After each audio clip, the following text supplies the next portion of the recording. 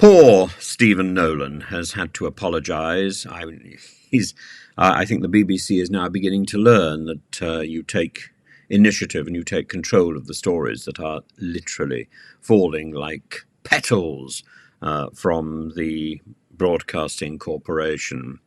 And this is a man who runs two of the biggest shows in Northern Ireland on the BBC and on the radio. And controversial and hard-hitting, I would say not terribly nice, but he has now said that he's sorry for sending his production team explicit photographs of Stephen Bear, who had won Big Brother in 2016 and is now in prison, I believe.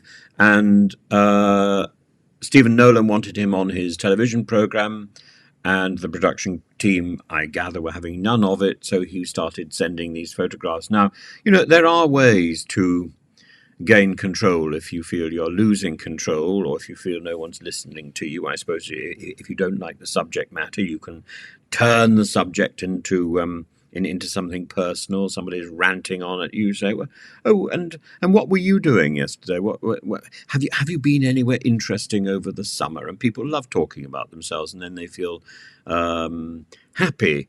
Maybe he needs to make a few other people feel happy. Maybe he needs to feel happier himself. Maybe he needs a larger supply of intellectually stimulating photographs. Maybe his photography selection is limited. But one way or another, this sorry man has gone public with his apologies. So that, I suppose, is a significant difference. But maybe that's also an indication that his career is coming to an abrupt end. Who knows? Follow this page, follow this story. Let's see what happens next. Maybe you know before I do.